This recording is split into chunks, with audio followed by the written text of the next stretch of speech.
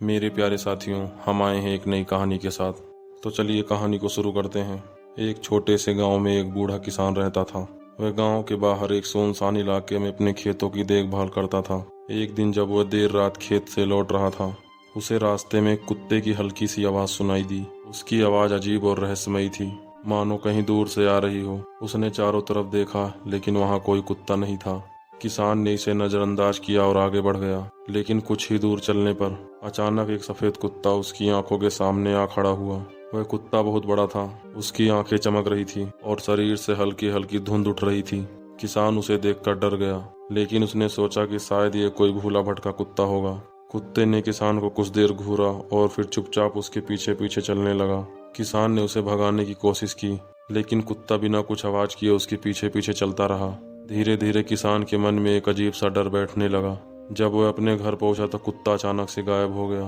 अगली सुबह गांव वालों ने किसान से पूछा कि वह रात में किससे बात कर रहा था। किसान हैरान रह गया, क्योंकि उसने तो रात में किसी से बात नहीं की।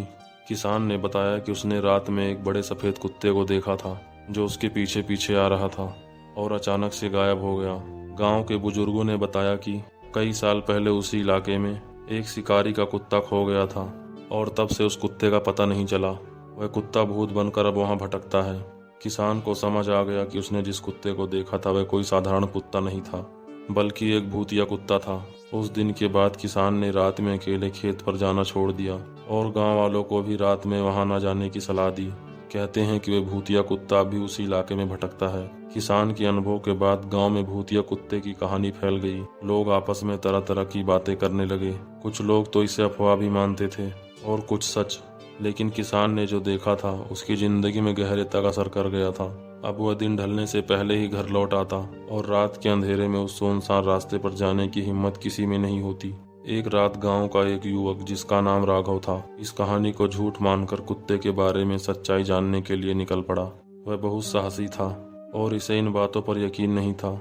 उसने सोचा कि यह सब एक बकवास है, मैं जाऊंगा और देखूंगा कि आखिर ये कुत्ता कैसा है। राघव ने अपने साथ एक मसाल और एक मोटा डंडा लिया और गांव से बाहर उस सुनसान इलाके की ओर चल पड़ा। जब वह उस जगह पहुंचा जहां किसान ने कुत्ते को देखा था, अचानक हवाएं चलने लगी और अजीब सा सन्नाटा छा गया। राघव मसाल को लेकर इधर उधर देखने लगा। कुछ देर तक कुछ नहीं हुआ, लेकिन फिर उसी क्षण एक गुर्राने की आवाज सुनाई दी। राघव ने ध्यान से देखा और सामने वही सफेद कुत्ता धीरे धीरे उसकी ओर बढ़ रहा था।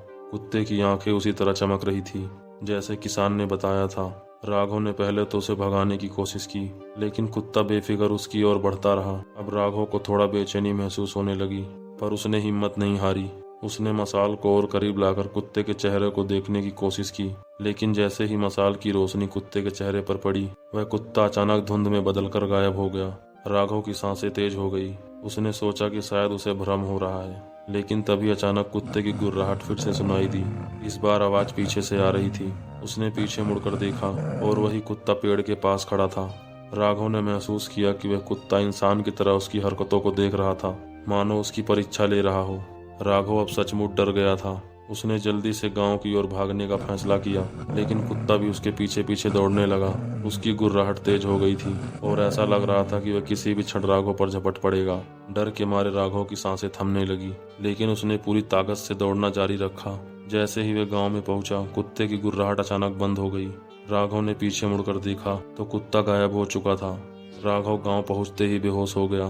गांव वालों ने उसे उठाया और उसकी हालत देखी तो समझ गए कि उसने भूतिया कुत्ते का सामना किया है। जब वह होश में आया तो उसने पूरी कहानी बताई। अब राघव भी समझ चुका था वह कोई साधारण कुत्ता नहीं बल्कि एक भूत था। उस घटना के बाद गांव के लोग उस इलाके से दूर रहने लगे। कोई भी रात के समय उस इलाके में नहीं जाता था और भूतिया कुत्ते की कहानी पीढ़ी दर पीढ़ी गांव में बताई जाने लगी और कहते हैं कि वह कुत्ता आज भी वहां भटक रहा है। तो दोस्तों, आप सभी को हमारी ये कहानी कैसी लगी कमेंट में ज़रूर बताएं और चैनल को सब्सक्राइब करें। हम आएंगे एक नई कहानी के साथ।